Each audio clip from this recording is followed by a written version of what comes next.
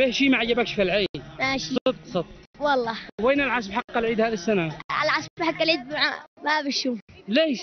عند امي. عند امك بتجمعها لك. تحية لك وربي يحفظ امك وامهاتنا جميعا. عيد مبارك كل عام وانت بخير ان شاء الله. كيف صحتك؟ الحمد لله. من وين انت؟ من الحديدة. ونعم باهل الحديدة وربي يفرج عليهم الحما مشكلة هذه. اي والله الحر لكم. كيف الجو في صنعاء معتدل؟ لا الجو طيب ذي الايام بس حما. ذي الايام حما ايوه. بس مقارنة بالحديدة تمام يعني. تمام جدا. طيب ايش اسمك؟ نامس. اي نعم. نامس اسمي نامس. يعني؟ لا نامس. نامس من؟ نامس اسماعيل. طيب طالما اسمك نامس اكيد في حكاية للاسم هذا فيها الطرف، احكي لنا كلمنا.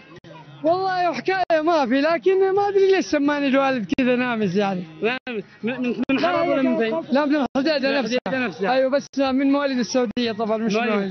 طيب كيف العيد هذه السنة حاليا؟ والله مش زي كل عيد صراحة. ايش اللي الأعياد اللي قبل كانت أحلى وأحلى وكل شوية العيد يجي. طيب ايش المشكلة؟ ايش اللي ما عجبكش في العيد هذا؟ والله المادة. الحقيقة يعني المادة. يعني الوضع صعب. الوضع صعب جدا جدا. بيأثر علينا وعلى نفسيتنا. اي والله يأثر على النفسية أكثر شيء. بس بداخلنا إصرار وعزيمة إنه حنعيش بأحلى حياة يعني. وحنقاوم ونكافح لآخر لحظة. مقتنعين صح؟ نعم. طيب لو سألتك يا عم عن طقوس العيد في الحديدة، ايش بتصلحوا في العيد في الحديدة؟ كيف يعني؟ هل طقوس العيد في الحديدة مثل ما صنعاء مثل ما تعز، او لا عندكم حاجة ثانية؟ ايش بتصلحوا؟ لا بالنسبة هي كلها ترى اليمن كله يعني نفس هذا، بس انه يعني حاجات بسيطة جدا اللي تختلف. اختلاف بسيط. ايوه. طيب انت مواليد السعودية قلت؟ اي نعم. من جدة ولا فين؟ من جدة نعم. جداوي يا ابويا. جداوي نعم. طيب احكي لنا شيء سلي المشاهدين شوية لو سمحت. زي ايش مثلا؟ موقف مريت فيه في العيد او غير العيد يعني مضحك، موقف صعب، موقف محرج، والله ما اذكر موقف معين حقيقة يعني. طيب لو كلمتك عن طقوس فرحة العيد ما بين الماضي والحاضر، كان الماضي انه العيد عبارة عن تجمع الأطفال في ساحة من ساحات البيت، تمام؟ بالنسبة للعيد يعني. بالنسبة للعيد، لكن اليوم أصبح الطفل يشتري الكسوة الحالية. أيوة. يشتري العصب العصر والموضة الجديدة عالم مع الموضة يعني كل واحد يبغى الموضة، كل الموضة بس. أيوة. لكن الحمد لله إنه إيش؟ الحمد لله إن إحنا ما إحنا زي الغرب أبدا. الحمد لله هذه ميزة أحلى شيء، إنه ما نتمسك بالله. طيب يا عم نامس، من تحب تهني في العيد؟ أيوة. والله في الحقيقة كثير، يعني لو بجلس على التهنئة بيروح الوقت كله وأنا أهني. باختصار هني. طيب يا عم باختصار معين، شخص معين. أيوة. يعني أيوة. بنتي وولدي أهم حاجة، بنتي وولدي موجودين في صنعاء يعني. طيب أهنيهم بعيد الأضحى المبارك. طيب والحجة حقك ما ذكرتها؟ توفت الله يرحمها. الله يرحمها ويرحم كل زوجة وأم توفت. الحمد لله. ربي يحفظك يا نامس. نامس من؟ نامس أحمد إسماعيل البلادي. نامس البلادي ولك التحية وكل أهلنا في الحديدة. يا هلا اللي جنبك الطيب أحمد إسماعيل. الطيب أحمد إسماعيل برضه شكله من الحديدة. من الحديدة نعم. تهامة. نعم. تهامة الخير إن شاء الله والعطاء. طيب ايش العيد ايش اللي جابك صنعاء؟ طيب والله انا في صنعاء عايش لي زمان.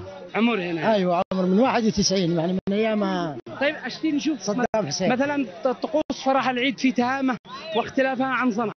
طبعا الاختلاف كثير، طبعا صنعاء حياة يعني عاصمة كده، عاصمة. اتكلم انا وانت على الطقوس. ايوه. طقوس العيد في تهامة. أيوة.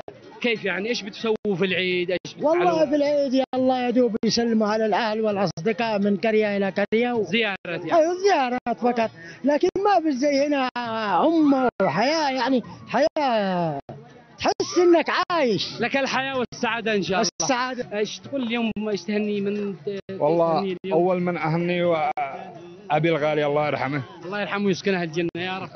وباني اهني اختي الغالية هي في مصر.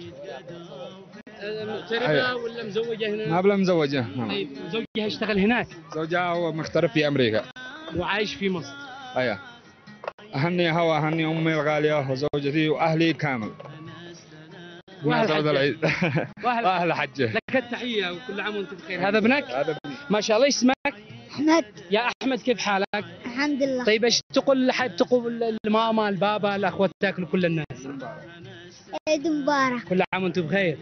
ابوك عسبك هذا العيد وما فيش؟ ادى صلاه؟ صدق؟ ها؟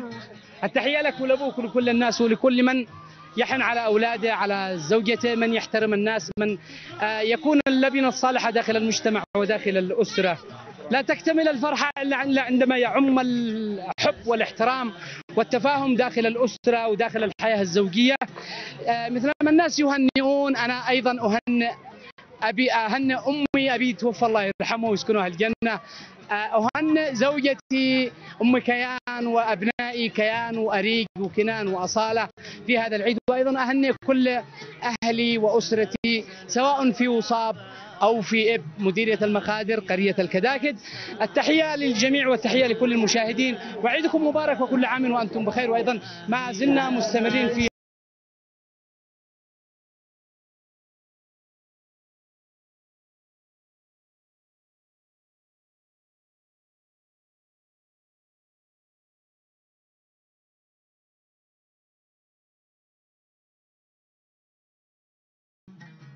مشاهدينا الكرام فقرة العاملون في العيد هنا في برنامج أجواء العيد. كثير من النماذج المشرفة داخل المجتمع والأكثر حضورا داخل الحدائق، ليس للعب وقضاء إجازة العيد والتسلية، بل من أجل كسب لقمة عيش حلال وإعالة أسرة بكاملها. طفل لا يتجاوز عمره 12 سنة يحضر حاملا إناء به داخله مجموعة من الأكياس المعبأة بالعتر أو كما يقال باللهجة الشعبية الغصوص. محمد اليريمي من مديرية يريم محافظة إب. سلام الله عليك، كيف حالك؟ خير. أنت من يريم صح؟ أيوة. يا محمد عيت وعادك ولا بتشتغل؟ بتشتغل. إيش بتبيع الغصوص صح؟ أيوة. كم بتبيع باليوم؟ باليوم 2000 3. 3000. وين بتسير الزلط؟ أين؟ مكن أمي. بتمكن أمك تشتري بها مصاريف للبيت صح؟ أيوة. يا محمد أنت عظيم. ما. أنت عظيم وممتاز ورجال وشاطر يا محمد. أنا أحبك وكل المشاهدين. شوف كل الأطفال هنا كلهم بيلعبوا ما عدا أنت بتشتغل. يعني نحن بنفتخر فيك كلنا. إيش تحب تقول للناس على شغلك وتعبك هذا؟ إيش تحب تقول لهم؟ اشتروا منك؟ ها؟ أيوة. اشتروا منك؟ أيوة. طيب ايش تطمح يا محمد؟ ايش تشتي تكون في المستقبل؟ دكتور. حتكون دكتور. صفقوا له الدكتور محمد.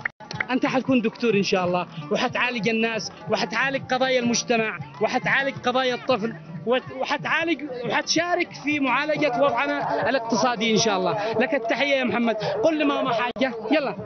عيدك مبارك علينا وعليك. وانت عيدك مبارك وكل عام وانت بخير وصحة وسلامة.